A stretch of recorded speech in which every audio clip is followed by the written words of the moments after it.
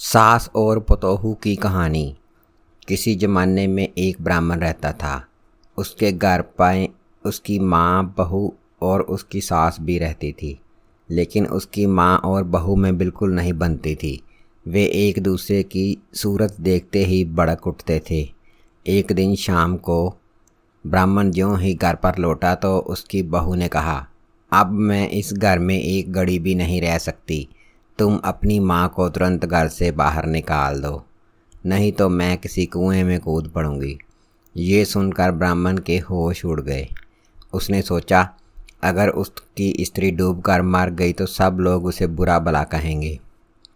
इसलिए उसने बिना चूं चपड़ किए स्त्री की बात मान ली।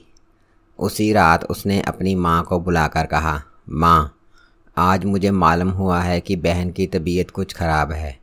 अच्छा हो अगर तुम जाकर उसे देखाओ। माँ ने कहा, ज़रूर बेटा, कल सवेरे ही मुझे उसके गांव पहुंचा दो, नज़दीक ही तो है। मुंह अंधेरे ही माँ और बेटा चल पड़े।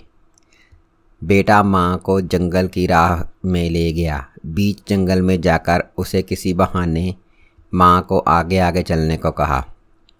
जब उसकी माँ कुछ दूर आगे बढ़ गई तो बेटा चुपके से घर भाग आया। उसकी माँ ने समझा कि वह पीछे पीछे आ रहा है।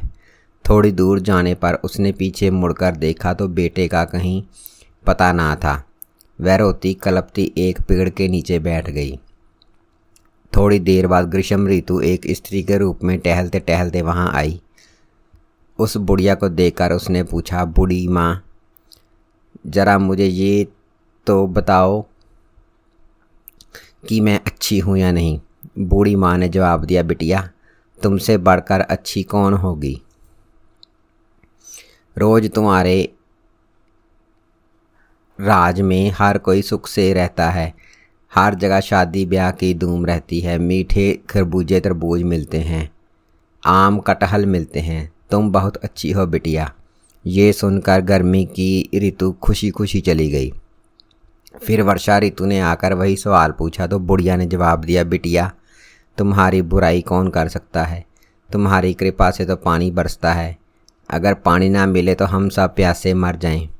तुम्हारी कृपा से ही तो तालाब, कुएं, पानी सब पानी से भर जाते हैं। सब जगह हरियाली छा जाती है। तुम तो सबसे अच्छी हो बिटिया। ये सुनकर वर्षा ऋतु भी चली गई। फिर शिशिर ऋतु ने आकर वही पूछा, बेटी, तुम्हारे बारे में तो कहने की ज़रूरत ही नहीं। तुम्हारे राज में सभी लोग लंबी तान कर सुख से सो जाते हैं। तुम्हारे राज में ही अमरूद खाने को मिलते हैं। तुम तो सबसे अच्छी हो बिटिया, बुढ़िया ने कहा। इतना कहते ही वे तीनों ऋतुएं एक साथ उनके सामने आकर खड़ी हो गई। तीनों ने मिलकर उस बुढ़िया को वर दिया कि जब वे बात करेगी उसके मुंह से हीरे जड़ेंगे और जब वह हंसेगी तो मोती बरसेंगे। ये वर देने के बाद तीनों ने पलक मारते ही बुढ़िया को घर पहुंचा दिया। थोड़ी देर बाद जब बुढ़िया का बेटा और बहू बाहर आए तो उनको देखकर सब हैरान रह गए। आखिर बहू ने पूछा, सास, आप इतनी जल्दी यहाँ कैसे आ गई। जब सास ने इस बात का जवाब दिया तो उसके मुंह से हीरे मोती जड़ने लगे। ये देखकर बहू बड़ी अचंभे में आ गई और नीचे बैठकर हीरे बटोरने लगी। ये देखकर सास को बड़ी हंसी आई। तब उसके मुंह से मोती बरसने लगे। उस दिन से वह सास की खातिर करने लगी। फिर भी उसके मन में जलन पैदा हो रही थी कि ये हीरे मोती उसकी माँ के मुंह से क्यों नहीं जड़ते। आखिर उसने एक दिन अपने पति को बुलाकर कहा, आप कल मेरी माँ को भी जंगल में छोड़ आइए। वह भी हीरे मोती का रहस्य मालूम कर आएगी। पतिदेव पत्नी की बात कैसे टालते। दूसरे दिन वह तड़के उठा और अपनी सास को लेकर जंगल चला गया। बीच जंगल में पहुंचकर उसने अपनी माँ की तरह उसे भी वहीं छोड़ दिया और घर लौट आया। उसकी सास भी उसी पेड़ के नीचे बैठी रही। थोड़ी देर के बाद पहले की तरह ही ग्रीष्म ऋतु ने आकर उससे पूछा, बूढ़ी माँ, मैं गर्मी की ऋतु हूँ, बताओ तो मैं अच्छी हूँ या नहीं। इस पर बुढ़िया ने जवाब दिया, हाँ हाँ, तुम्हारी अच्छाई तो मैं खूब जानती हूँ। तुमने सबको झुलसा दिया है। तिस पर भी तू चलने लगती है, बाढ़ में जाए तुम्हारी अच्छाई। कहीं पीने का पानी तक नहीं मिलता। ये सुनकर गर्मी की ऋतु चली गई। फिर वर्षा ऋतु ने आकर वही सवाल किया। बूढ़ी ने जवाब दिया, छी, बरसात का मौसम भी कोई मौसम है? एक बार जब बदली छा जाती है तो उससे पिंड ही नहीं छूटता। जहाँ देखो पानी ही पानी और कीचड़ ही कीचड़। बार बार पाँव फिसलते रहते हैं। धूप में कपड़े तक नहीं सूखते। घर से बाहर निकलने तक की गुंजाइश नहीं। ये सुनकर वर्षा ऋतु भी चली गई।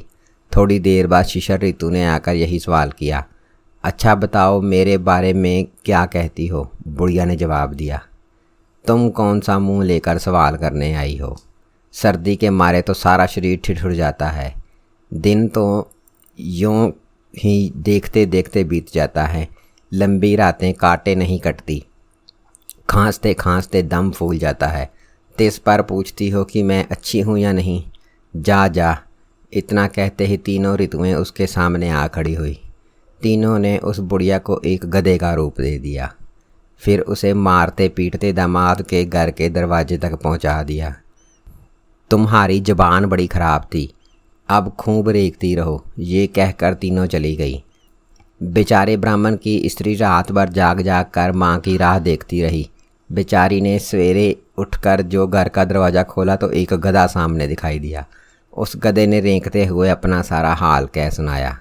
बेचारी बहू को अपनी माँ की हालत देखकर बड़ा दुख हुआ, लेकिन करती क्या।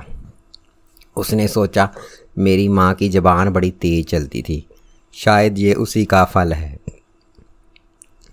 बच्चों, तुमने कहानी तो सुन ली, अब बोलो तुमने इससे क्या सीखा? तुमने क्या सीखा सो तो नहीं मालूम, लेकिन ये कहानी सुनकर मैंने यही सीखा था कि कभी किसी से शिकायत नहीं करनी चाहिए कि मौसम ख़राब है, मेरा मन नहीं लगता।